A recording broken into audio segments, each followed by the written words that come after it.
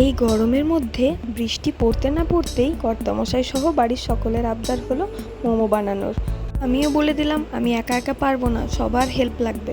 তাই জন্য এখানে ভাগ্নিটা বসে পড়েছে মোমোগুলোর জন্য চিকেন কিমা করতে। চিকেন কিমা হয়ে গেলে তার মধ্যে আদা বাটা, লঙ্কা বাটা, সয়া সস, গোলমরিচ গুঁড়ো এবং পরিমাণ মতন লবণ দিয়ে ভালোভাবে মাখিয়ে ম্যারিনেট করে রেখে দিচ্ছি।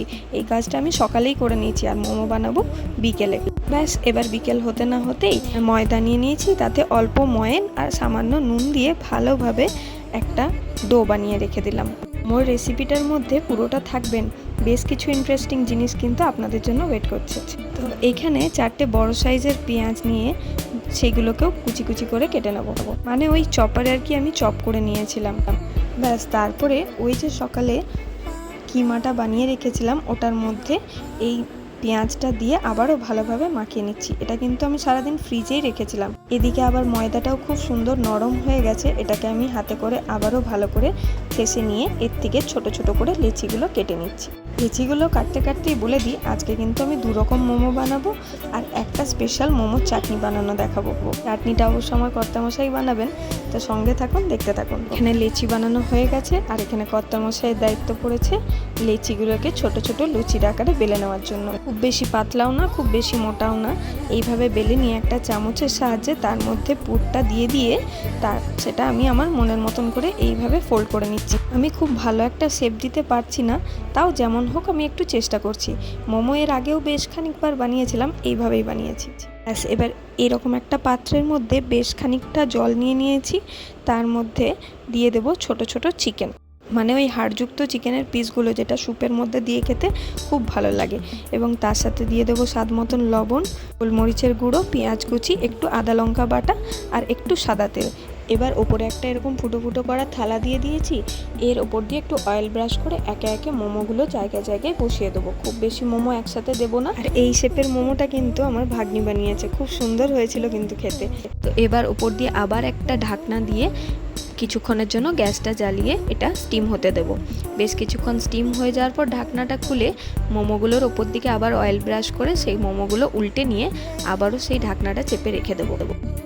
ব্যাস এইভাবে দুপিঠ ভালোভাবে স্টিম হয়ে গেলেই আমাদের স্টিম মোমো রেডি। মোমোর প্লেটের নিচে যে স্যুপটা রেডি হচ্ছিল ওর মধ্যে আবার 1 চামচ কর্নফ্লাওয়ার গুলে দিয়ে দিলেই মোমোর স্যুপটাও কিন্তু রেডি হয়ে যাবে।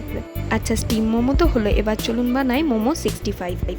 তার জন্য প্রথমেই কিছুটা সাদা তেল গরম করে তার মধ্যে মোমোগুলো উল্টে পাল্টে বেশ লাল লাল করে ভেজে নেব।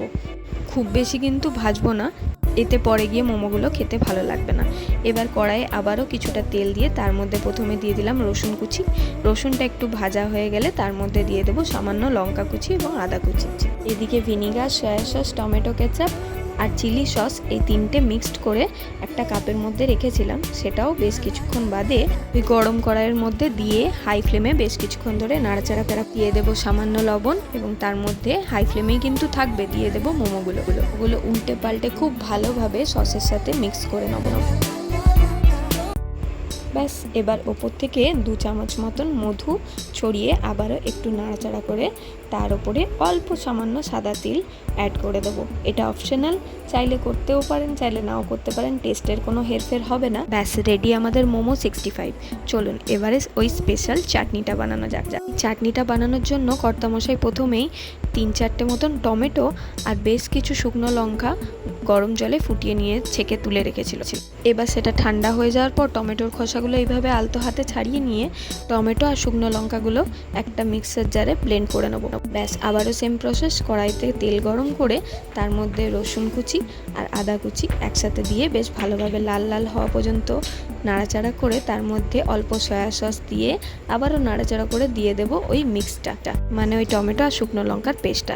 এরপর দিয়ে দেবো স্বাদ মতন লবণ ও চিনি। এরপর একে একে সস দেওয়ার পালা। প্রথমেই দেওয়া হচ্ছে ওই 2 টেবিল চামচ মতন টমেটো কেচাপ আর 1 টেবিল চামচ মতন ভিনিগার, 1 টেবিল চামচ মতন গ্রিন চিলি সস।